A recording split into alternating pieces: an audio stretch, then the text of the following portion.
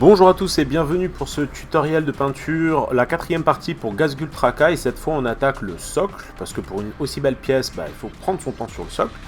Comme vous le voyez, il y a les petites peintures que j'ai utilisées qui apparaissent. Vous allez voir que sur la méthode de peinture, c'est un peu particulier parce que je fais encore beaucoup d'allers-retours avec mes différentes couleurs pour les lier les unes aux autres. Mais globalement, vous allez voir plusieurs types de dilution et tout ça. Donc ça fait un tutoriel assez complet. Merci à tous les gens qui me soutiennent sur Patreon. Si ce n'est pas déjà le cas, n'hésitez pas à venir me soutenir pour avoir encore plus de contenu. Et encore merci d'avance pour les petits pouces bleus et les petits commentaires qui motivent beaucoup.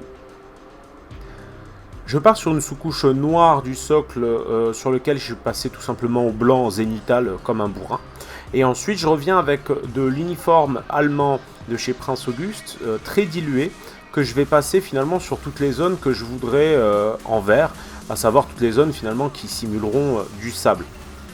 Vous verrez que par exemple ici, je reviens encore avec une peinture encore plus diluée et plus déchargée sur toutes les zones de jonction entre le gris, les zones qui resteront plutôt grises, et le vert, de sorte à faire des transitions sur le socle.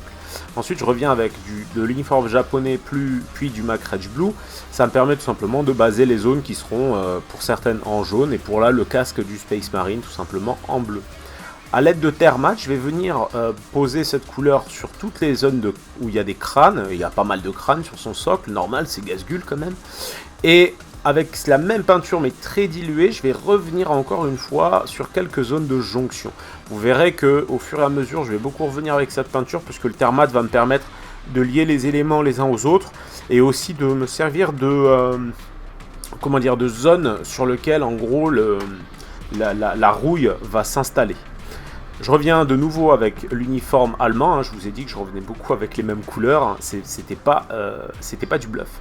Et avec du Wolf Grey juste sur les zones grises mais qui seront du métal.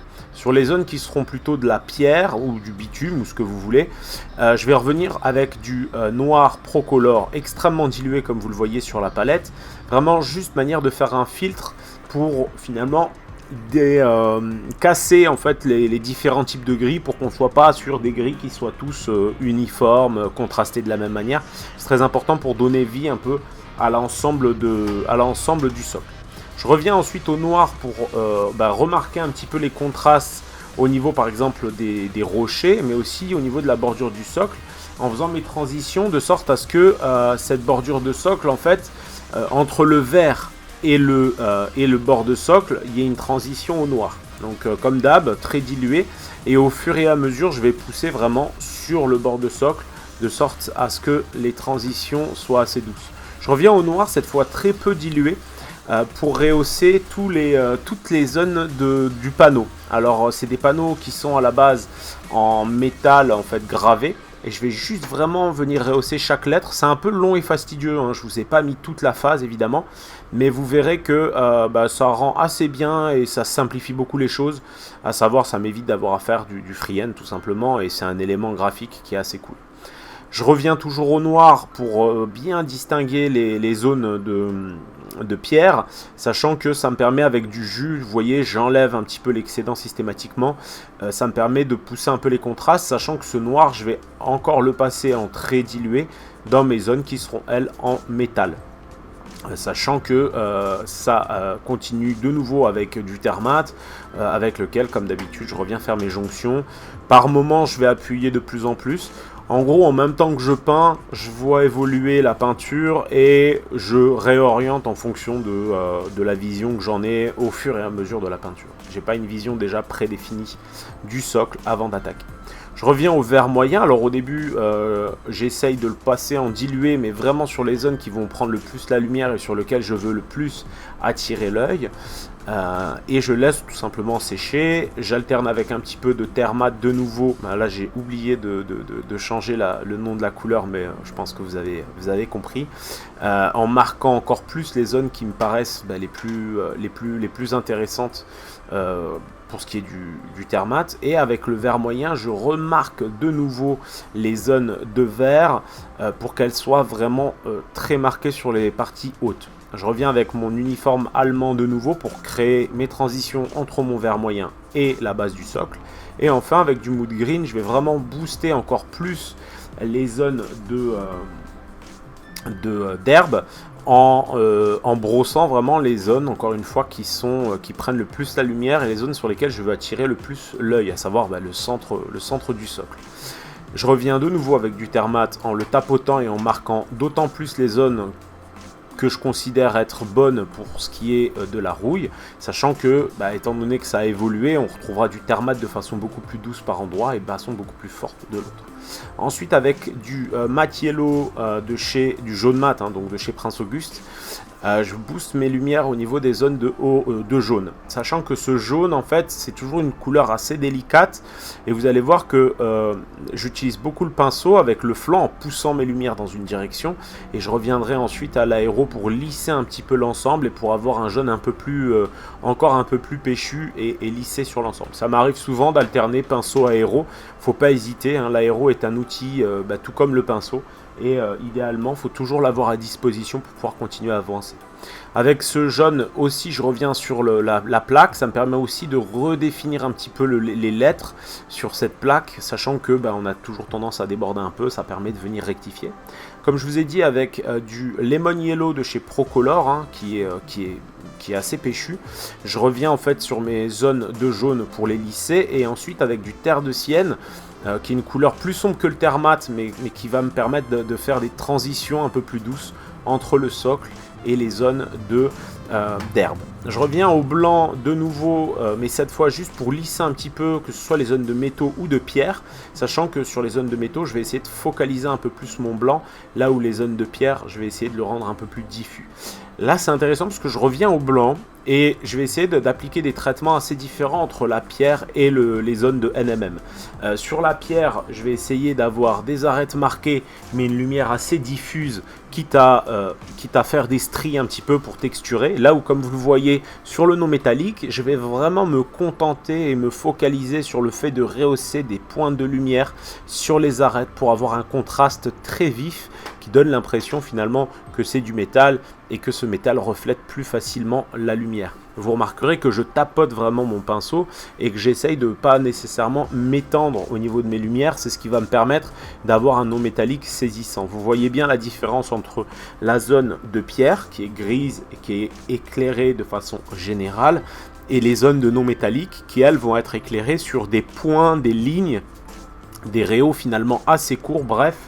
Voilà, vous avez compris, vraiment il faut créer cette distinction entre les deux surfaces pour que le traitement et le socle aient plus de diversité et fonctionnent mieux. Sinon on reste sur des zones trop purement grises et de façon similaire, c'est moins sympa.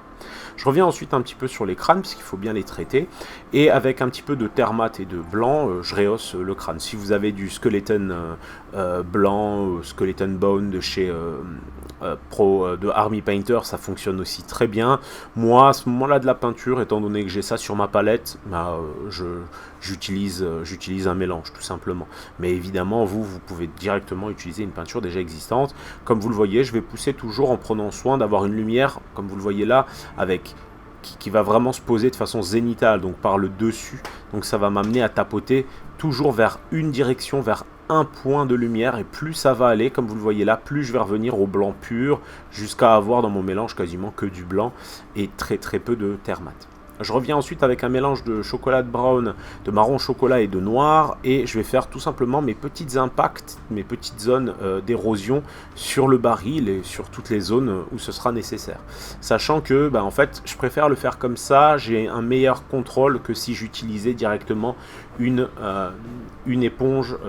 Voilà, c'est une méthode qui est utilisée aussi, mais là je préfère y aller à la cool et de façon assez simple, ça me permet d'avoir un meilleur contrôle. Avec le noir, je vais venir booster mes contrastes sur toutes les zones de non métalliques, donc toutes les plaques d'armure, toutes les petites, toutes les balles qu'il y a au sol. Ça va être très important encore une fois pour vraiment avoir une bonne lisibilité sur l'ensemble et d'avoir des traitements qui vont venir se compléter. De la même manière sur le poteau, vraiment j'essaye de booster mes contrastes de sorte à bien montrer que là on a affaire à du métal et avoir quelque chose qui fonctionne du mieux que l'on peut. Je reviens au noir aussi sur mes lettrines, dans le sens où forcément elles se sont estompées quand j'ai passé le jaune, et ça me permet d'avoir un résultat un peu plus net. Je reviens ensuite au jaune mat de chez Prince Auguste. Je rehausse juste essentiellement les arêtes ainsi que tout ce qui est en dessous des petites éraflures pour donner vraiment cette sensation de volume. Et ensuite je reviendrai tout simplement avec ce même jaune mat mélangé à du blanc pour booster encore un peu plus les arêtes et pour leur donner encore plus de volume, toujours en limitant ma surface de travail. C'est très important pour conserver et pour avoir toujours des dégradés les plus clean possibles. Donc comme vous le voyez, vraiment c'est un travail assez long. Finalement le socle m'a pris quand même un paquet d'heures, mais ça permet d'avoir un truc bien vivant et assez sympa. Je continue avec donc un mélange de German Uniform et de Skeleton Bone, tout simplement pour rehausser le baril qui est sur la base du socle. Vous remarquerez que là il est creux sur la partie haute, mais c'est simplement parce que j'ai décidé sur une prochaine vidéo de vous montrer comment je pose de l'huile sur ces zones là avec un petit effet qui fonctionne bien. Vous le verrez par la suite. Je m'occupe aussi du casque de l'ultramarine parce que mine de rien on a vite fait de l'oublier celui-là, et je rehausse tout simplement avec du Make Rage mélangé à du blanc et au fur et à mesure en ajoutant de plus en plus de blanc jusqu'à avoir un blanc pur sur les dernières étapes que vous verrez à la fin, mais juste sur quelques petits points de lumière. Une fois que j'ai quand même bien avancé les dégradés, ce que je vais faire, c'est que je vais revenir avec du Make Rage, parce que comme vous le voyez là, même si je limite ma zone de traitement, j'ai quand même tendance à toucher une zone un peu trop large, ça me permettra de l'estomper. Je reviens avec du Mephiston Red pour les loupiottes, et ensuite avec du noir juste pour assombrir, parce que je considère que, étant donné que le casque, le Space Marine est mort, le casque ne doit pas scintiller nécessairement. Donc je suis revenu au noir marqué, et là, comme je vous le disais précédemment, je reviens avec des filtres de Make Rage Blue, adoucir finalement mes transitions sur les zones de bleu pour avoir tout simplement un dégradé sur le casque qui fonctionne. Ensuite, tout simplement au noir, encore une fois, je reviens pour marquer encore les contrastes au niveau de toutes les petites zones que je veux faire ressortir qui sont en métal. Donc que ce soit les barbelés ou encore les cartouches de flingue qui sont au sol. Là je reviens donc avec un noir très peu dilué, vraiment en utilisant le flanc du pinceau pour encore rehausser ces lettrines qui sont de toute façon estompées nécessairement quand je passe l'aéro dessus. Et je reviens de nouveau au blanc, au jaune pardon, pour vraiment tout faire, toutes mes redémarcations entre les différentes zones. C'est assez important ces va-et-vient puisque de toute façon il est quasi impossible d'avoir un rendu parfait du premier coup, et ça permet au fur et à mesure d'avoir quelque chose qui s'approche de quelque chose de juste et de bien posé. Donc le thermate de nouveau, comme vous le voyez, toujours légèrement, et le blanc toujours pour booster encore une fois mes zones de non métallique qui sont présentes sur le socle et qui vont me permettre de créer un contraste avec quelques points sur le casque de Space Marine, encore une fois pour le faire un petit peu ressortir.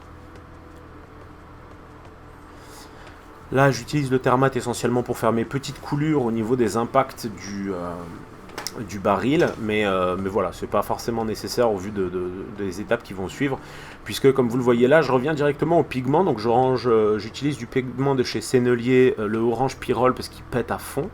Au début, je l'humidifie un peu, mais je le dépose surtout sur les zones sur lesquelles je veux que le pigment soit très fort. Et là, comme vous le voyez, une fois qu'il est déposé de façon un peu brutale, par la suite, je vais ne faire que utiliser du pigment très dilué, ou comme vous le voyez là, directement juste de l'eau, et je vais tapoter sur le pourtour pour vraiment fondre un petit peu le pigment à la base. Sachant que moi, le pigment, je vais le fixer uniquement, tout simplement, par la suite, avec un coup de vernis mat à la bombe. Ça va suffire à bien fixer le pigment. Je reviens avec un peu de vert carapace en faisant des jus tout simplement sur les zones d'ombre à l'opposé de mon orange. Ça permet vraiment, c'est un vert qui répond bien au orange et que j'ai beaucoup utilisé sur les socles de mes boys, entre autres. Voilà le résultat. J'espère que ce tuto vous a plu. Là je vous présente la version finalisée avec l'OSL sur le gun, les traces de sang, tout ça. Je vais revenir la semaine prochaine avec une vidéo pour vous montrer un peu comment je m'y prends précisément pour ces éléments-là, pour le lier bien au socle. J'espère que cette vidéo vous aura plu. Comme d'habitude, n'hésitez pas à souscrire à ma chaîne YouTube et à mettre un petit like et à me suivre sur Insta et Facebook. Et si le cœur vous en dit, venez me soutenir sur Patreon. Vous verrez, on a une petite communauté saine, active et bienveillante. Vous aurez plein de conseils pertinents sur vos peintures directement par moi et par les autres membres. Et des retours très réguliers et personnalisés. En soi, j'espère que vous allez bien. Je vous embrasse fort et je vous dis à bientôt pour le prochain tuto. Bye bye.